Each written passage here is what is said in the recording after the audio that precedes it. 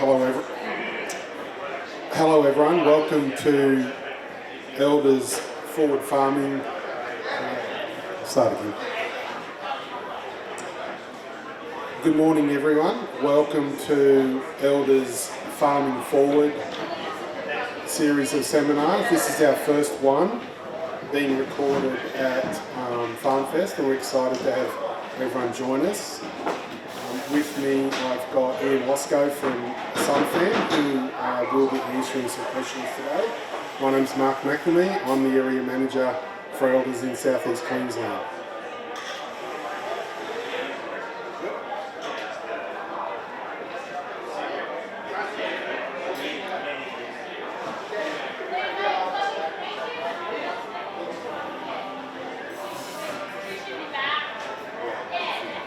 Good to go for real now? Good morning everyone. Welcome to Elders Farming Forward series of seminars. We're grateful to have everyone join us. We're particularly excited to have Ian Loeskow from Sunfam join us.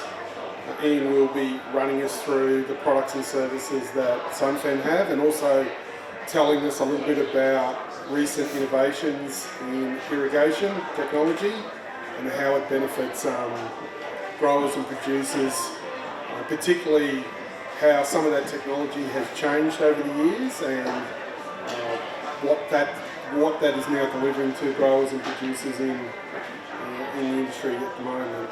My name's Mark McNamee, I'm the Area Manager for South East Queensland for Elders, and as I said, we're very grateful to have you all join us for this first of the Farming Forward series that Elders are hosting. I guess, Ian, always good to start at the start rather than at the end. You've been in the industry, I think, since 1980 now, so it's been, let's say, a considerable investment in terms of your work life. Maybe a good place to start is to reflect on what things were like in irrigation back in those early days, and tell us a little bit about what those experiences were like. Yeah, thanks Mark. It's always good to look back. I remember 1980, fresh out of school, grade 12 in Bundaberg, finished, and decided to move in and work with the father, or for the father and the uncle in the irrigation side. So a bit of their history was, they started off in 1956 as water well drillers. So as a kid growing up, I got to see, bores being put down. And one of the exciting things when a bore's been put down is you actually see the pump go in and the water start coming out of the top. So I joined, I think it was about the 20th of November that year. I was on crutches, I'd just fallen off a motorbike on the farm. So Dad said to me, he said, well, you're not going to have much fun over the Christmas break, you might as well come to work. So when I arrived at work, I thought the irrigation industry was very exciting then, because we just moved from spray line irrigation hand shift, where you were having to move that around the farm, and flood irrigation or furrow irrigation, and we had the travelling irrigators, so the soft hose travelling irrigators were there, and we saw that actually as automation in the industry back in those days, because all of a sudden with one irrigator you could do in a day, what normally took about 2, 3, 4 days of moving hand shift. The centre pivots were fairly new to the industry then too. We were lucky enough, we built centre pivots back in the day, but you looked at these massive centre pivots, and like anything, when you start off initially, it was always best to be biggest and grandest and that there, so you had some 200 hectare machines, and that they took about 5 days to get around, and you really couldn't put enough water on to do full irrigation. It was only supplementary, but that was our industry. Underground pipe back then, most of it was the old AC pipe made out of specialist cement, fibro. So it was heavy to install, hard work to install. PVC was out, but in the mid-70s there was a lot of changing in sizes and that in PVC pipe. So you'd hardly find two farms that were alike as far as what size the PVC was and what fittings you needed to repair it if it broke. And so fibro was our go-to.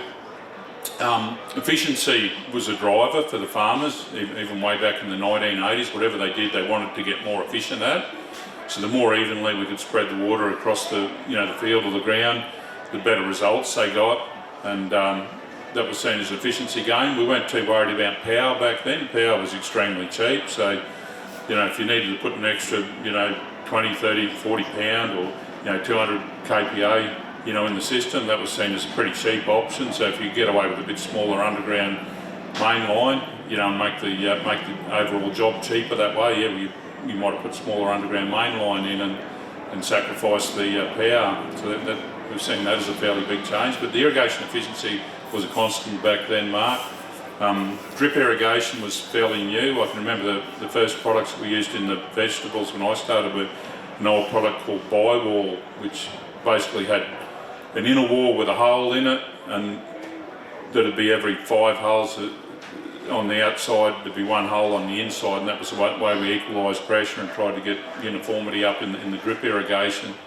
So that was new back then. When you look at it now, it was pretty damn archaic and high risk of blocking and all that sort of thing. But again, that was seen as automation on the farm, because the vegetable crop grower, instead of having to move all this spray line there, could open up a whole block at once and have trickle irrigation. Started putting fertiliser in back then too.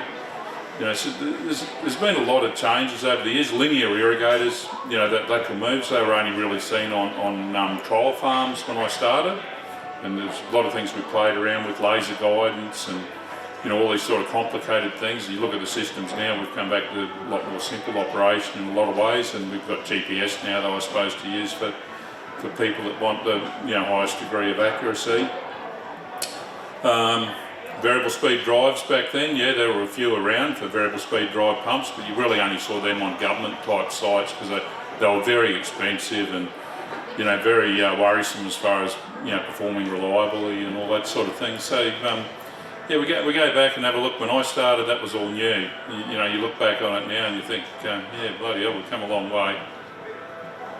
Thanks, Ian. A couple of things to sort of carry on from what you mentioned. A lot of what you talked about was kind of like the physical nature of application of water, so it was the infrastructure. In terms of what's changed from then to now, particularly around some of the technology and the electronics, would you like to share with us a little bit about what you've observed in those changes over the years? Yeah, well, I suppose the way of determining how much water you needed then was a little bit done off what rain you had in the rain gauge, and you might go and dig a hole or kick the ground, and that was your main way of determining when you next needed to irrigate. Thoughts back then were if our water holding capacity in the soil was 50 mil or 75 mil, that's how much you put on in one go, and then you didn't come back for another couple of weeks. Well, you look at the irrigation management platforms we got now, and the information that we can get into them from external sensors. So whether it's soil moisture monitoring with probes in the soil, whether it's temperature, the water flow from flow meters, with the water holding capacity of the soil now, using that in a way where we don't fill it right up, but we put small amounts in more regularly. So you're actually trying to provide, more what the crop needs, but leave a little bit there in the bank. So if you do get rainfall events and that to use. Other information, like we put sap flow now in through the automation system, so we can actually measure the sap flow in the plant, and you can see when it's growing, because plants, when it gets hot enough, in the daytime, they'll still go into wilt no matter what you do. Probably with the exception if you did put some external cooling, evaporative cooling on the plant, you can stand a bit longer. But there's periods in the day in a normal farming practice where you can water your heart out, but the plant's wilted, so it's not going to take it up. So we stay away from there. The ability to extend the irrigation day, and the farmer or the operator not having to be up all hours of the night changing, just having the automation do it. There's been huge changes there and huge benefits to the grower. And that affects their whole lifestyle, as well as reducing the labour input. I remember working in the hort industry myself, having to pick pipes up and shift them. And that was such a labour-intensive activity for us, and of course labour is a major cost for any agricultural practice. Irrigation is one of the major costs to manage cropping. and particularly all the ancillary costs that go along with that. I just wondered if we could just explore a little bit more about having an efficient irrigation system that's well designed, well manufactured, installed correctly, what sort of impact does that have on, or can it have on a farming operation? Yeah, again, there's probably two sides of that. There's a time that you save, out there in the paddock, and you can spend a little bit more time in the office working on your farm, and that you can be having a look at these inputs and actually use them to fine tune not only the irrigation process but also the fertigation process there. But modern platforms today too. I look back at the first ones we had, and they were all, if you bought the system off company A, you only had the sensors that they had aligned with their system. If you wanted to put anything else on there, unless you wanted to pay for the software to be written, it wouldn't take it up. But your modern platforms now, they can use whatever you had existing, as far as your soil moisture, that as long as it's a measurable, input, you can put it into the new system and gain the information, back out at the other end. Most of your modern stuff there will graph it all for you too, so you've got historical as well, to look at, what you did on block A, what you did on block B. It's historical, it's quantitative, so you can see exactly how much water you put on. It measures the rainfall events, you get the input from the weather stations and all that sort of thing. So all these things allow you to gain a huge amount more efficiency in the farm side. But like I said, there's two sides of it. The other side is we've got to attract people to the industry, because the old, irrigation, like you said, you did the hand-shaped pipe, a lot of kids, that have come through university or that, for us to attract them to our industry, we've got to make it exciting, we've got to make it new, we've got to make them, instead of just going around turning taps on and off, they want to be able to sit there and, measure and change and that. So I think it makes our industry a lot more sexy that way in attracting people, Mark. Yeah, the lifestyle, like you said earlier in that answer, the lifestyle's been a significant change for producers. It's not set and forget, but a lot of that automation allows them to be more comfortable with what's going on in terms of their crop management. And then, that's a good point you make about the technology being attractive to the younger generation. It's one of the things that I think we don't talk enough about, and as we struggle, like all industries do, for labour, certainly having that to talk about adds value to the farming operation. I was particularly interested to hear your thoughts around using more water more efficiently, more effective. Of course, what we're really on about is having the farm more productive, right? Because the higher the yield, the higher the dollar earned. Can you give us any insights into some of your experiences where you've seen irrigation work more effectively and therefore impact on yield and farm sustainability? Yeah, just about anyone that puts a system in, a new system in, wants it to work better than what the old one did. So the main way to achieve that is to get higher irrigation uniformity, because it comes down to simply, you look at your soil types, what they can hold. Normally you're looking at your worst soil type on your property, and working your irrigation frequency towards that. And so you see that, we see that in the vegetable crops, we see that a lot in the tree crops.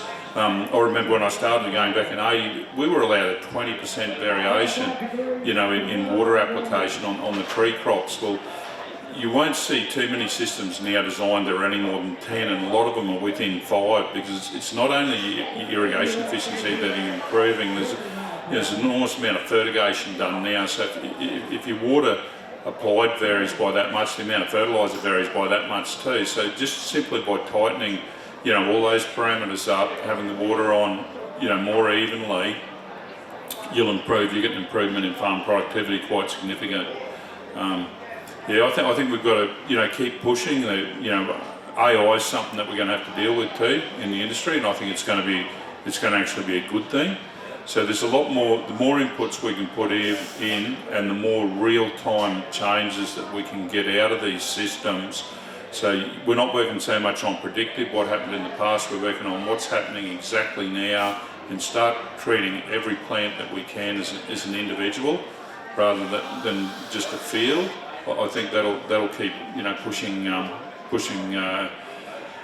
productivity up and up too, Mark. The extension of that conversation is around the sustainability piece. Water's a finite resource. So again, maybe just a comment or explore a little bit more about how these improved systems, designed well, installed well, managed well, maintained well, how they improve the utilisation of what is really a finite resource. Any comment around what impacts you've seen around that and just getting more bang for your buck out of the water stored? Yeah, well, there's no doubt, water is going to will continue to be more and more important topic. We're competing with the environmental flows, in the rivers. We're competing with the underground aquifer depletion, in our aquifers there. Also, possible contamination, I suppose, into the aquifers of some of the nutrients and that sort of thing. So we've got to farm with our soil as a bank, and we know in the bank, we might have a maximum amount of money we'd like to hold in the bank. We really just need our working capital in there. I think we've got to treat our soils exactly the same. So with this limited resource, anytime we do get a rain event, instead of having the water holding capacity at 75% or 80% in the soil, the lower we can have it and not affect the production of the crop, the more benefit we get out of every rain event. And also we reduce the possibility, I suppose, of that contamination that we're talking about there. But that's something we're not going to get away from. I see VRI, variable rate irrigation, on centre pivots and linears, over the next few years. It should go to the next level. Like, we've used that variable rate irrigation really now to stop watering roadways or waterways, or the more advanced ones with VRI will actually map their wet patches in the farm. But the wet patches in the farm are only wet in the wet time. They need just as much irrigation in the dry time. So again, the more real-time input that we can get into it, and the more that we can change the variable rate irrigation on the pivots and linears, to accommodate that, there's going to be big advances there. And at the end of the day, that's going to save our resource. That's going to save a fair amount of water. On the tree crops and some of the other farming, it's a bit more of a challenge. It's a little bit harder to treat each plant individually. But the more we continue to use drainage to improve the uniformity of the fields and all that sort of thing, we're going to be able to improve that productivity. That means, the more that we can improve the productivity, well, if people are hungry, we can feed them, or we can grow slightly less areas, especially in those challenging times, and save that resource, the water. Yeah, thanks, Ian. One of the maybe the misconceptions that people have about advanced irrigation technology, that it's really only applicable to really large farming operations. I wondered whether you could talk to perhaps how the changes in irrigation technology and how it sits today, how that can impact and benefit even some of the smaller producers. Have you got any examples you could share with us on that?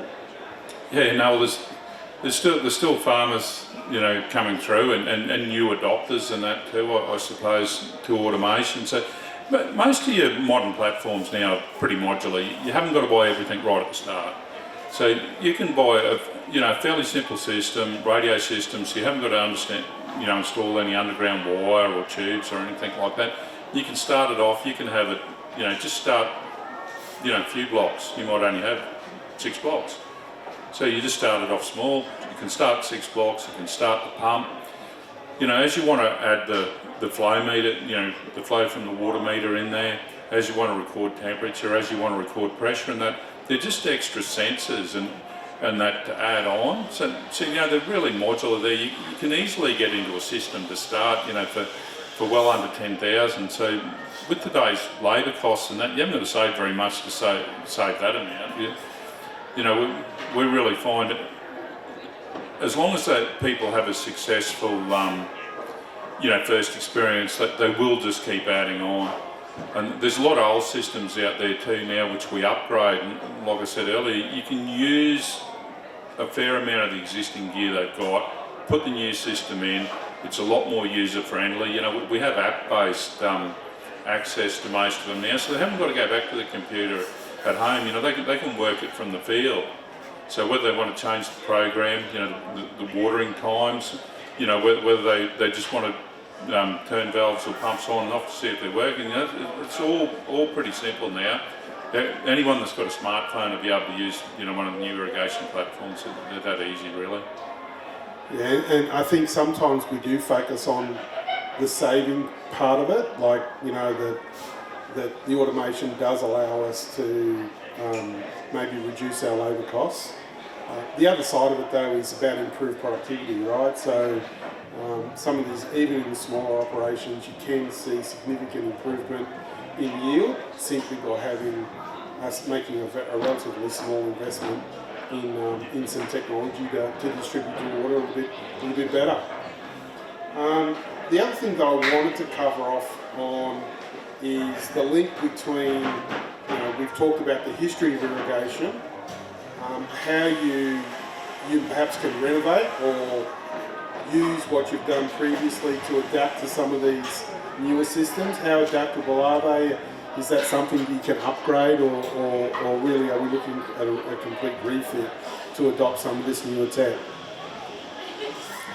Yeah, good question. I've seen a lot of money spent by government over the years, and they'll all focus on an individual component, of the system. So whether it's money to do pump assessments, whether it's money to install soil moisture monitoring,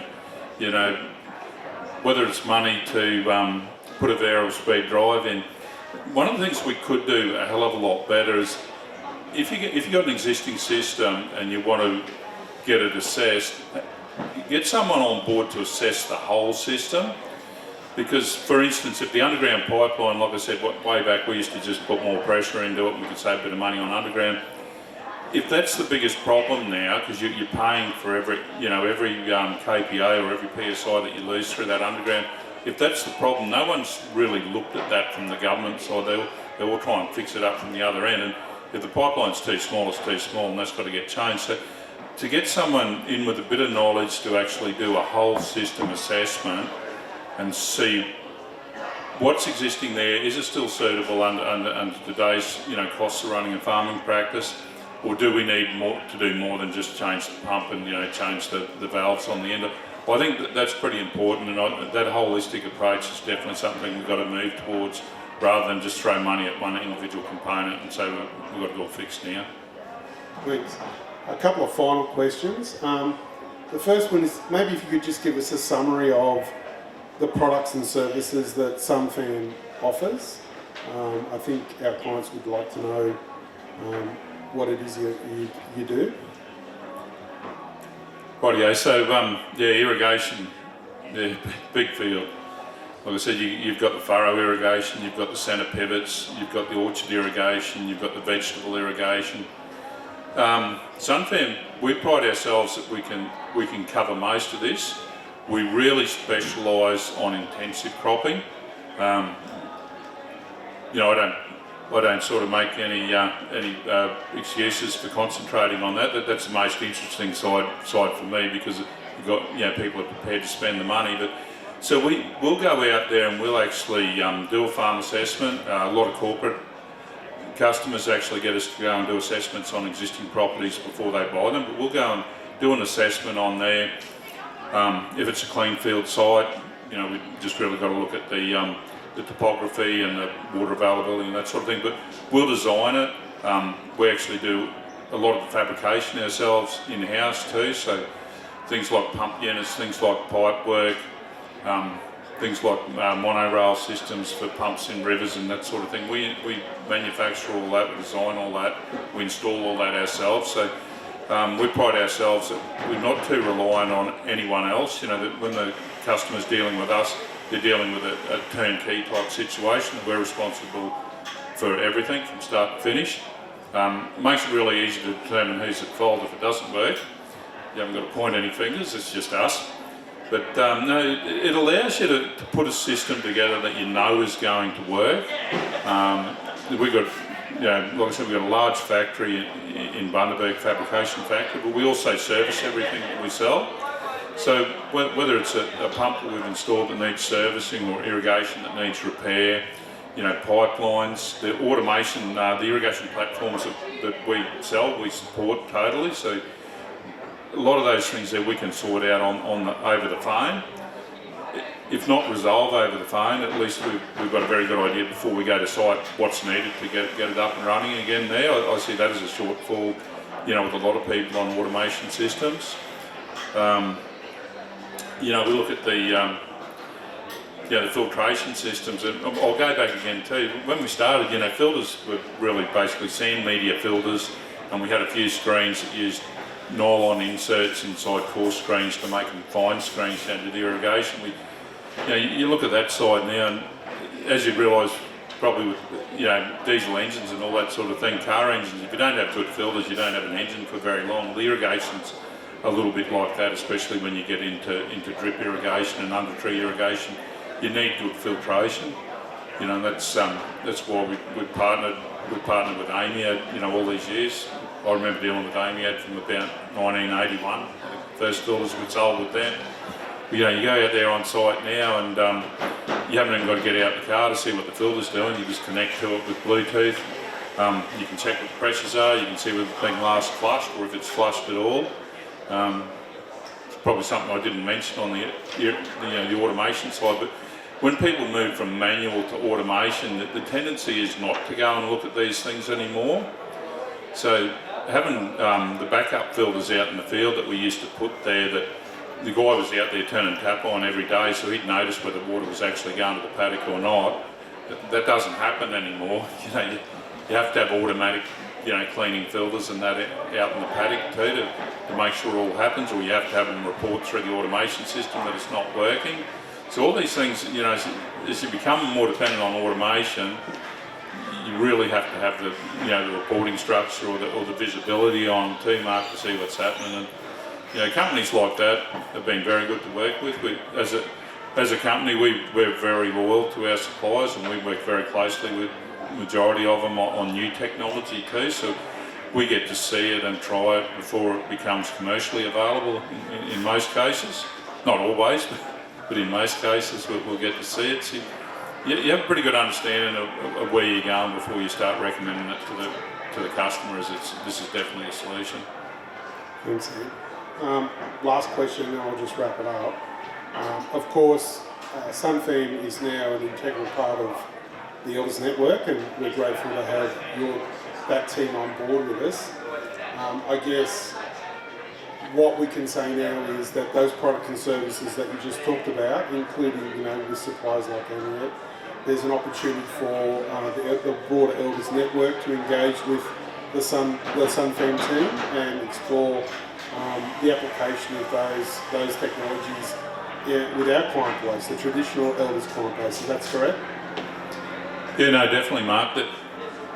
We've got the technology, no problems at all, to make it work. So with the existing Elders branches and that there, as long as we've got someone on the ground, to do that leg work when it's remote, because an irrigation system, when it's down too, so it's pretty important to get it up and running. But the support's there from Sunfam, and we're excited, very exciting to be working with a few more of the Elders branches now on this irrigation. It's a passion I've got. And certainly the Elders Network are very excited to have the Sunfam range of products available to market to their clients. All right, well, thanks, Ian, appreciate it. I just want to thank Amiad for their support for this session. Very grateful for that. And we're grateful for those that attended the session this morning. Enjoy FarmFest, and we'll talk to you soon. Bye.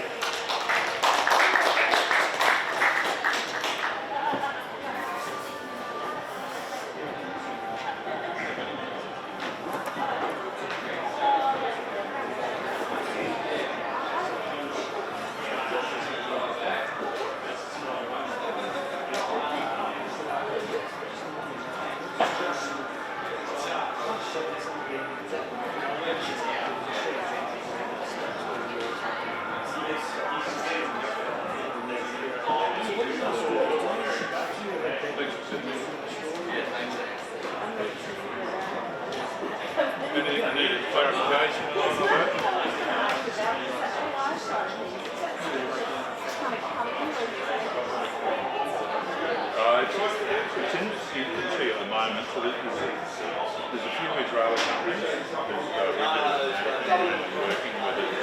They're using AI to put more in the predictive way. So what they do is they start from point A and they've got all the historical data there as far as temperature, weather, how much water was put on, and they can probably go back and get pretty good information about 10 years out of water systems. So what they do then is they use AI to look at